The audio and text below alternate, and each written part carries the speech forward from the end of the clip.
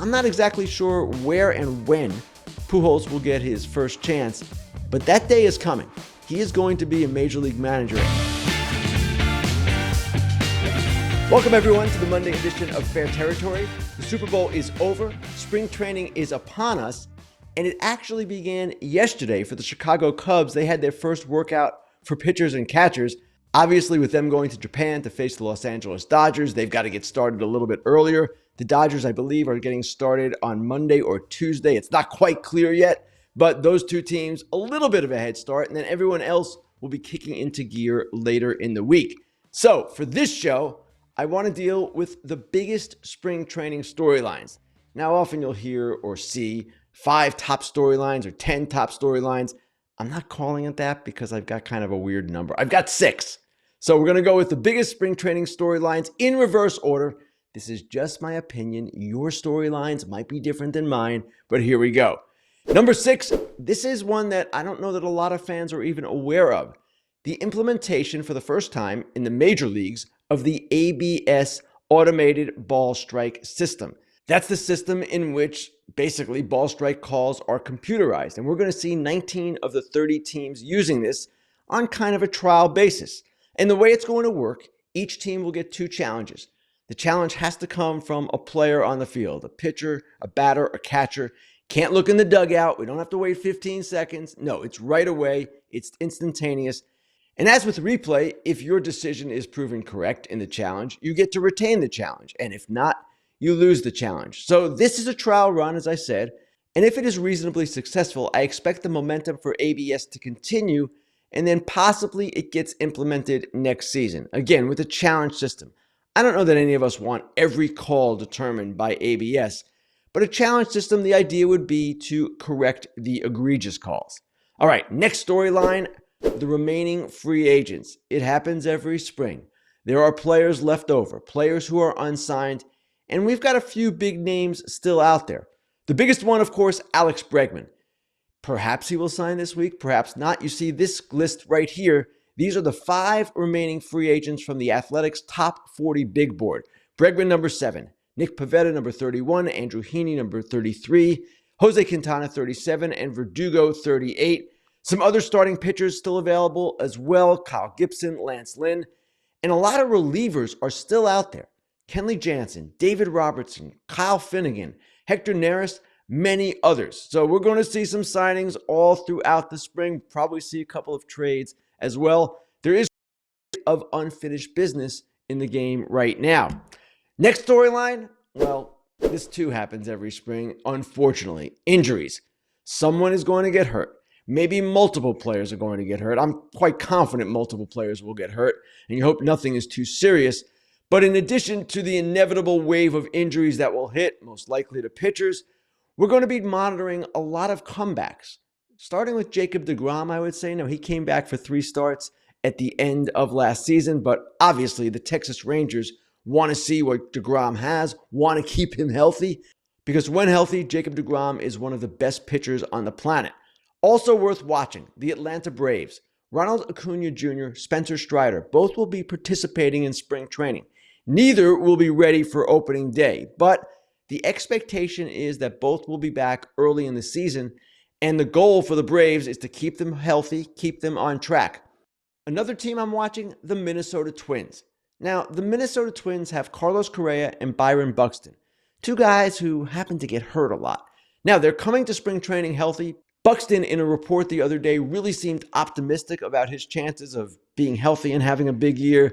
But with those 2 guys in particular, given the number of injuries that they've had in recent seasons, particularly Buxton, of course, they are a key to what Minnesota does. And if Minnesota is going to do anything this season, they have got to stay healthy. Next on the biggest storylines list, this is a big one. The return of Terry Francona. He is back with the Reds after taking a year off. He's 66 years old. He is in a much better spot physically than he was when he ended his career with the Cleveland Guardians, and that's good news.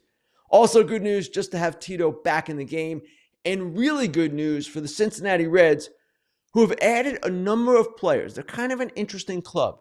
Brady Singer, Gavin Lux, Austin Hayes, Jose Trevino, Taylor Rogers, Brent Suter, all these guys joining the Reds. Suter actually was re-signed. and they've got Nick Martinez coming back as well. This is a promising team. Matt McLain, another player coming off an injury who could make a big impact.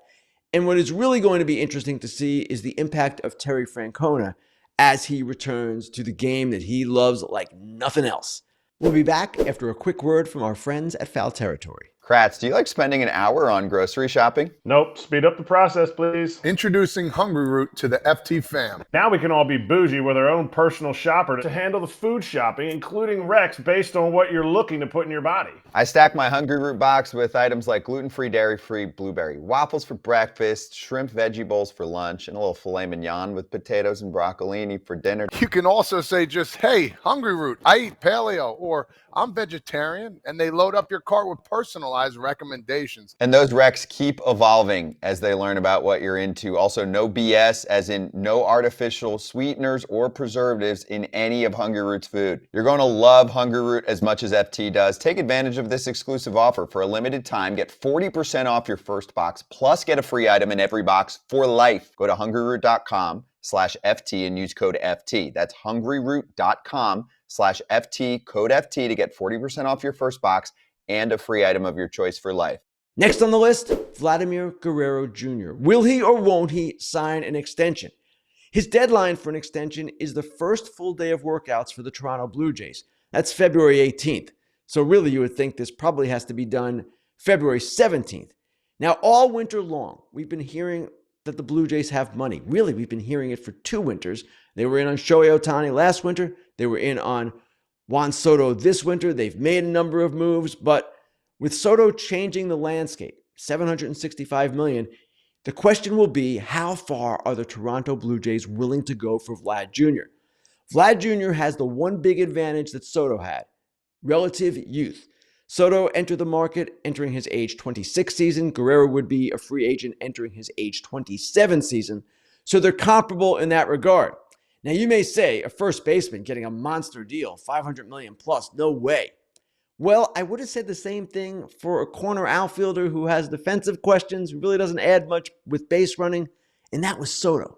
He got $765. Now, he is a generational hitter, but Guerrero, when he is right, is not too far behind, and he was pretty darn good last year. So this is going to be, of course, a big story early in spring. Again, the deadline for an extension that he has set, February 18th. And finally, the biggest story in the spring for me is how the Dodgers rotation will play out. It's a new look rotation. No more Jack Flaherty, no more Walker Buehler, but incoming are Blake Snell, Shohei Ohtani returning, and Roki Sasaki. You see the top 5 right there. You can also add Dustin May and Tyler Glasnow. And the real question, of course, is can they all stay healthy? That's the first question.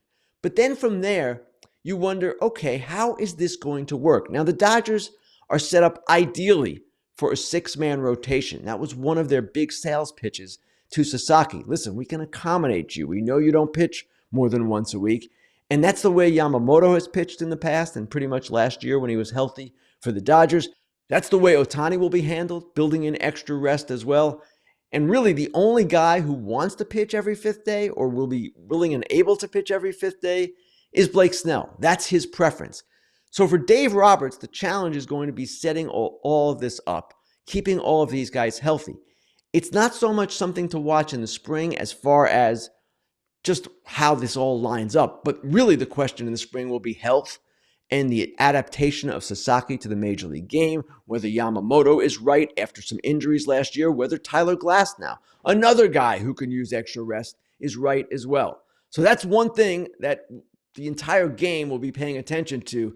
And when the Dodgers have that first session in spring training, when all their pitchers are lined up in bullpens, ready to go, and then start throwing, that's going to be a big photographic moment, I am quite sure. So those are the biggest storylines. Again, in my opinion, there are a lot of other storylines we'll be following. Juan Soto with the Mets, what the Yankees look like. But for me, those are the 6 biggest.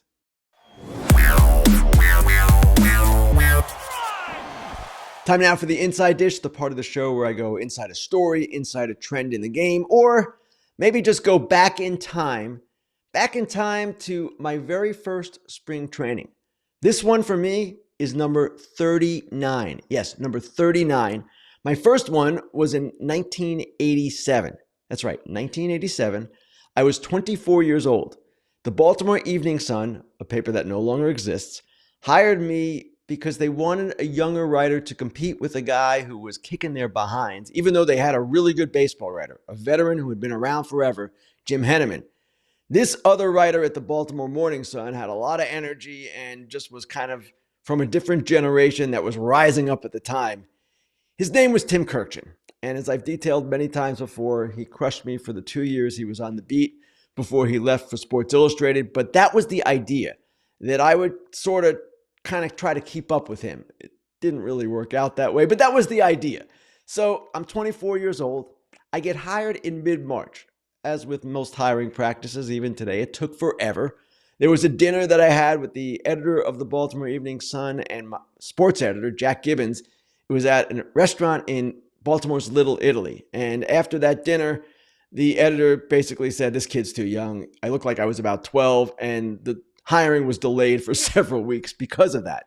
So in mid-March, I fly down to Miami after setting up in Baltimore. I rented an apartment really quickly. I'd been living in New Jersey, rented an apartment, flew to Miami. That's where the Orioles were training back then for my first spring training covering the Baltimore Orioles. Now, I was not someone who grew up dreaming of becoming a baseball writer. My goal out of college was simply to work for a newspaper covering a team in a major sports league. Could have been the NBA, could have been the NHL, could have been the NFL, could have been MLB, could have been, for that matter, college football or college basketball. I didn't really care. I loved all sports, and there was no preference. If I had ended up being a hockey writer, I would have been perfectly happy right out of the gate. So here I am, and I'm embarrassed to admit this now, I wasn't the most baseball savvy guy. In fact, and I shouldn't admit this, I didn't even know how to calculate an ERA. The other beat writer covering the Orioles at the time, Richard Justice of the Washington Post, who was also fantastic and also kicked my rear for the entire time he was there, he taught me how to figure out an ERA. Yes, he's the one who did it, and he took a lot of time, as did everyone, being very patient with me. Tim was not much of an educator in terms of one-on-one communication because we were in competition in his mind, and he was right. But he taught me so much in so many other ways just by the way he carried himself. Now, back then, the Orioles trained in a ballpark called Bobby Maduro Stadium. It had been called Miami Stadium before that. It no longer is standing. It was in something of a bad neighborhood. And I remember Tim telling this story, and I believe he wrote it. About 1 year, he's driving up to spring training, driving up to Bobby Maduro Stadium, dreaming of the sunshine, the green grass, the crack of the bat, all those things we associate with spring training. He drives up and he sees a cop beating a guy up on the sidewalk. But it wasn't exactly an idyllic setting. So spring training in Bobby Maduro was a lot of fun.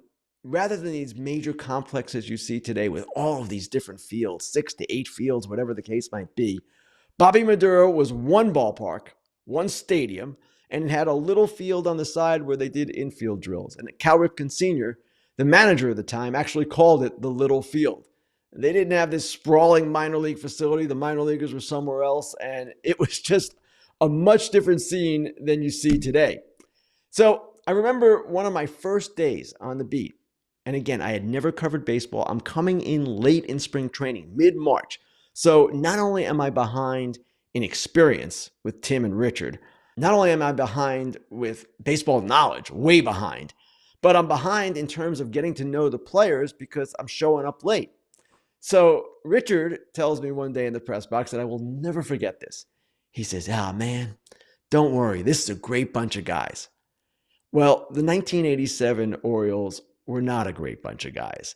And I'm not going to go name by name, but it was a very volatile, eclectic group that was tough for a young beat writer to break into, especially one who looked like he was about 12. Tim didn't look much older, in fairness, but times were different then. And going into a clubhouse, for many of us, when you certainly had a lack of experience, was a scary thing.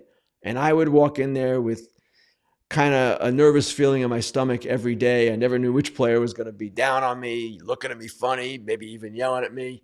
So those first few weeks in addition to kind of learning on the job, just learning what to do, how to file a story for this new newspaper, all of these different things you had to learn, I was overwhelmed. And then we get to Baltimore, and it's opening day, and it's the first day of the season, obviously very optimistic for everyone, and it's the old Memorial Stadium, where I had only been once before. I'd only been once as a fan when I was working at my first job at the York Daily Record in York, Pennsylvania. So I walk in, and it's bustling, it's hectic, and one of the Orioles PR staffers kind of guides me to my seat, and I sit down. It's in the first row of the press box, right at the end, all the way over on the right side, right behind home plate. I sit down, the game begins, and I'm like, oh my God, I can't believe I'm doing this. Again, I was 24. I was overwhelmed. I eventually survived. Tim crushed me for 2 years before he left, as I said. Crushed me every single day. The morning paper would come out at midnight. I worked for the evening paper. Back then, there was no internet. So I could see what Tim had in the morning paper. Actually, the editors in the building could see it. It wasn't out on the street at midnight. It was just coming off the presses then. And I would see what Tim was doing to me, and there was no way to catch up until the next day because at midnight, who were you going to call? Games were quicker then. People were asleep. So that's the story of my first spring training. My first year at the Baltimore Evening Sun was a whole nother story. Maybe we'll do that another time. But my first spring in Miami, Tim and Richard schooled me, but they taught me a lot too. Time now for Grillin Ken, the part of the show where you guys get to ask me questions. I hear there are some good ones this week. Let's get right to them. First question comes from Chip Hendricks, who asks, will the Braves sign a starting pitcher? I feel they need one more innings eater. Chip, this is something that a lot of Braves fans are asking. And at the top of the rotation, they're good. They've got Chris Sale, they've got Spencer Schwellenbach, they've got Ronaldo Lopez. The rest of it is a little bit less clear. They're very high on Grant Holmes. And Grant Holmes, they expect, will be in the rotation to start the season. And they've got Ian Anderson coming back as well. And he, too, could be in the rotation to start the season. The key question is Spencer Strider. Spencer Strider, they expect back, barring any setbacks with his injury and health, sometime early in the season. They don't know exactly when, but they expect he's going to be back fairly early. And once he's back, they're really in a good spot. So they are indeed monitoring the market for starting pitching. And I imagine they're involved in trade talks for some starting pitchers as well. But their position, at least what they're saying, is that they only want a starting pitcher if it's a clear upgrade over what they have. And they want to give Holmes a chance, and they want to see what Anderson can do coming off his surgery. He was a big part of their team in 2020. You remember in the playoffs, Ian Anderson was pretty good. So they're not in a rush to do anything major. If they could somehow acquire Dylan Cease, okay, great. But that would cost them in prospects. I don't know that they're willing to do that. So my expectation is that they will not acquire a starting pitcher, even though I can understand why fans are questioning, hey, the need for another one. All right, the next question. This one comes from Thomas Gauvain, who asks, Albert Pujols has been an excellent manager this winter. How much longer until he manages in MLB? And which team has the greatest chance of bringing him on board? Thomas, you're right. Albert Pujols in the Dominican Republic and in the Caribbean series as well did an amazing job and received a lot of praise from all kinds of people in the baseball universe. Will Salmon and I from The Athletic talked to a couple of those people, I don't know, it was about 2 weeks ago. And Tommy Pham was one of them, and there was a couple of other people we spoke with as well, and they spoke very highly of Pujols. Martin Maldonado was one of the other players that we spoke with. And what Pham and Maldonado said, which really caught my attention, is that Pujols was not especially demanding. He understood how difficult the game is to play, and from that perspective, communicated really well with players. That to me was a really positive sign, because a lot of times with great players, Hall of Fame caliber players, it's difficult for them to manage because the players that they are managing cannot do the things that they once did, and it can become kind of difficult for them to understand why that is not possible for these other players to uphold the standards that they set for many years. Pujols was not like that, and Pujols is a leader. He is someone who wants to manage. He is someone that I believe, yes, will be a major league manager. Now, to your question, Thomas, the St. Louis Cardinals would be the most obvious fit, but it has seemed for a while now that Yadier Molina, Pujols' former teammate, is the Cardinals manager in waiting. So I'm not exactly sure where and when Pujols will get his first chance, but that day is coming. He is going to be a major league manager, and it's going to be fascinating to watch Albert Pujols in that role. Okay, final question. This one comes from the Wrigley Wire, who's here's the question of the hour. Is it likely that we will see an Alex Bregman signing by the end of this week?